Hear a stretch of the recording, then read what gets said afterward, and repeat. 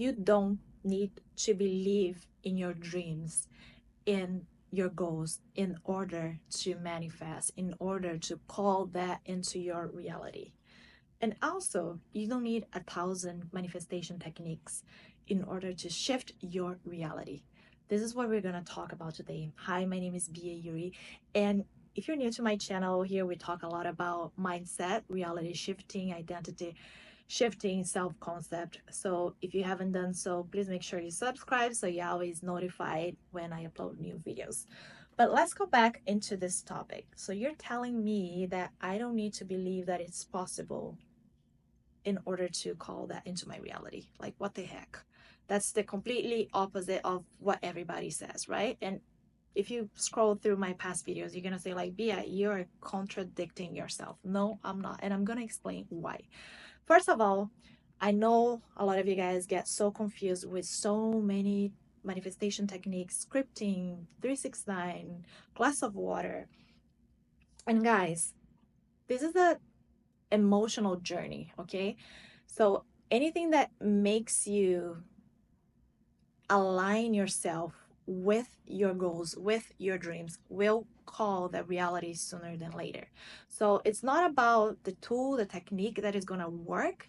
It's about you embodying the identity of the person that already has everything that you wish, that already is embodying the identity of that person that knows that she is the damn lucky person. He is the lucky person.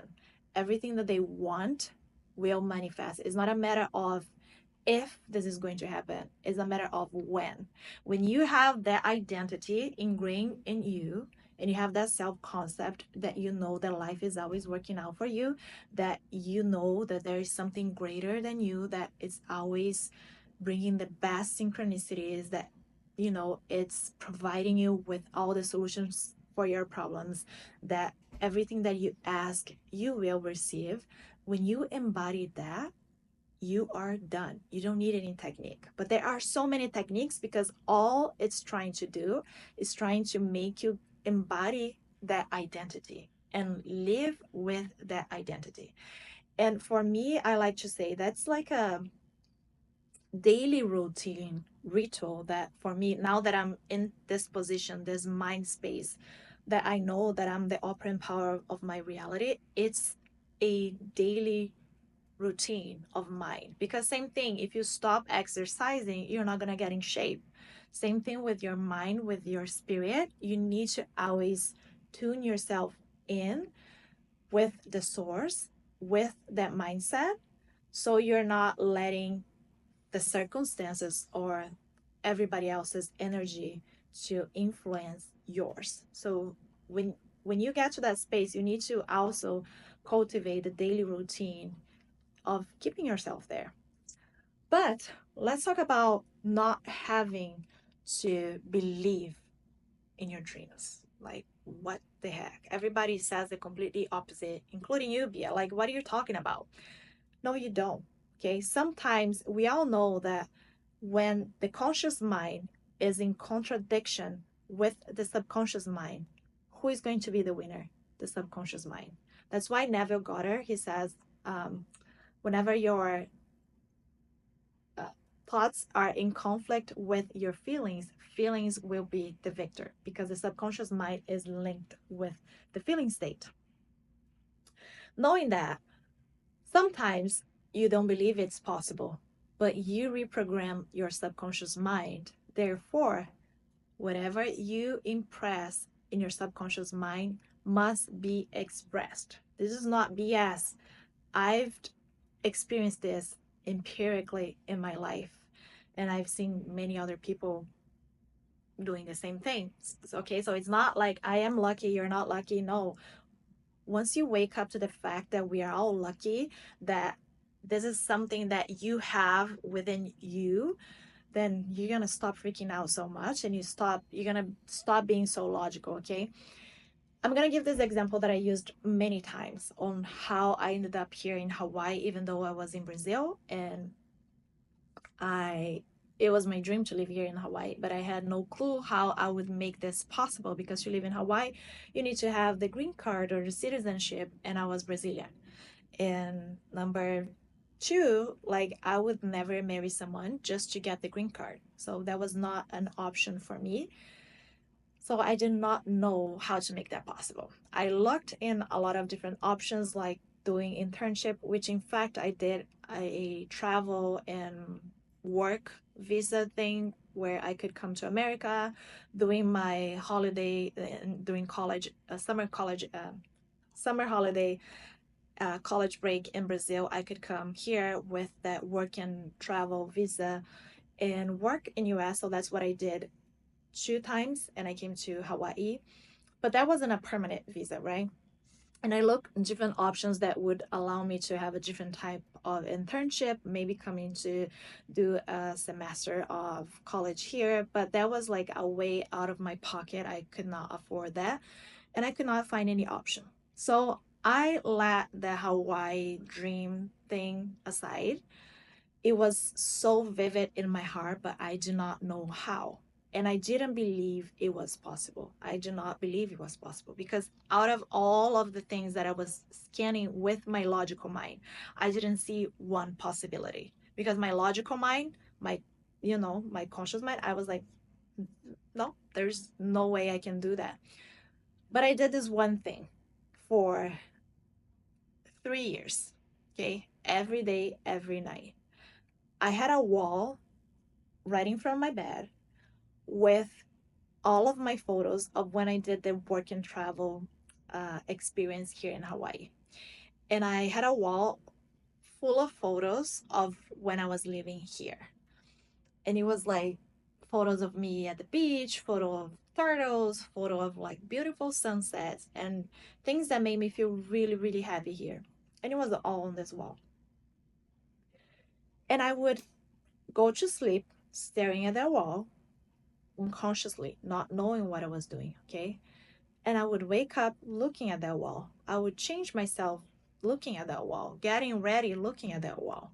And when I was working at a time at a multinational back in Brazil, I would finish my work really fast. I was always really fast. And I would put my earphones on, pretend that I was working, and I would tune into a Hawaiian radio station, and I would listen to the local music, and that would just like put me into a state like if I was here, because I was actually listening to the radio of Hawaii, but I was back in Brazil. And I would just, my mind would just like wander, right? I was there but I wasn't there. I was just like staring at the screen pretending I was working and I had all my work done, and I was just like envisioning myself here at the beach playing with my kids, which at the time I didn't have kids, and I envisioned my twins, the boy and the girl, and I was with them at the beach with my family, just like playing in the golden sand of Hawaii. And I would do this. I did that for 3 years. But consciously, passionately, I did not believe that that was possible. That's what I say, that you guys don't need to believe, and you need to be very, very, very careful on the suggestions that you send to your subconscious mind, because whatever you impress in your subconscious mind, it must be expressed, okay? Neville Goddard, Joseph Murphy, they say this enough times. I don't know if you guys know, but they were Joseph Murphy and Neville, they were all taught by the same guy, okay? The Ethiopian guy, I forgot his name now. And not only them, but so many other people, they already talked this about the power of the subconscious mind. Okay, whatever you feel, you impress your subconscious mind, it must be expressed. So be very careful with the music that you're singing in your car. Sometimes you tune into radio and it's just a bunch of crap, like you're suffering in love, like, and you sing with such an emotion. All of that is being impressed in your subconscious mind without you being consciously aware. The movies that you watch, like nowadays, I don't really have the desire to watch any movies, because I know that, first of all, I enjoy doing other things nowadays, and some movies you do gotta be careful, because the amount of subliminal messages that they input in the audios, in the videos, and all of that, that's all going to your subconscious mind. And now that I know the real power of the subconscious mind, I am very careful with it. So be very careful with that. And no, you don't need to believe. I never believed that it was possible for me to be here. But through the power of the subconscious mind, I ended up here. Okay. There is this magical force really in the background of everything that is synchronizing everything, and it makes all possibilities real, but you don't need to believe it's possible. Of course, when you believe it's possible and you really embody the identity that I know it's possible, I know it's happening, then of course it's different, because you expedite whatever you want to call into a reality much faster. You expedite your dreams.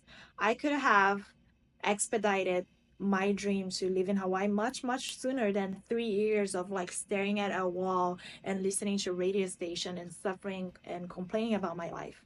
Okay, I could have expedited that much faster if I knew what I know today about embodying the identity, your self concept, and other things to tune into the real power of co-creation. I could definitely have manifested that much faster. In fact, it's a not mental note, but I'm putting it here so you guys will see. um, I will manifest 100K subscribers in this channel, and I will receive my silver plaque, whatever you call that. So I'm putting out here, you guys are gonna see that. And I'm not afraid of speaking that. Some people are like, you shouldn't tell your dreams and goals in public. I'm saying it because I know it's not a matter of if, it's a matter of when. Okay. So I'm not afraid of saying, and I'm not afraid other people's negative energy is gonna influence my energy, because I am directly connected with God, with the source, and that's my shield. No negativity, no negative influences. You're gonna interfere with my shield, because, as I like to say, when it's God's will, even things that are supposed to be on your way is going to help you. Okay, so don't be afraid of it. So I'm putting out here because you guys gonna know when I hit 100K, I'm gonna go back to this video and I'm gonna replay this for you guys, and you're gonna see how what I'm talking is not BS and it's no different for you. So be careful with what you are listening to, the things that you are visualizing all the time. Stop playing the worst case scenarios in your head. Stop entertaining the negative thoughts. You're not your thoughts, okay? You're the observer of your thoughts. So you can stop that at any time. When you start like I have friends that are very like that. They start to play in their heads the worst case scenario always. Stop. You have the power to tell your mind to shut up. You have the power to tell your mind to cancel and transmute all of that. You are the observer. You are in the actual, like, you are in control. Why you're living like you're not in control, or something that someone is in control of your life? That would be terrible. If you're here and you have a destiny and you just have to live life destined to suffer, destined to live in poverty, destined to work in something that you hate, that would be like a prison. Come on, we're all free to decide what you want to manifest and decide what you want to live and go for it. If you embody that identity that you know that is not a matter of if, it's a matter of when, things are going to happen much faster. But if you don't believe that that's possible, that's fine too. As long as your subconscious mind is impressed with the right ideas, it's going to happen. So that's the power of the subconscious mind. And I hope you guys had a lot of insights. I know this video is going to reach whoever needs to hear this message today. And I'll see you guys on the next video. Make sure you comment down below if you had any insights or if you have any questions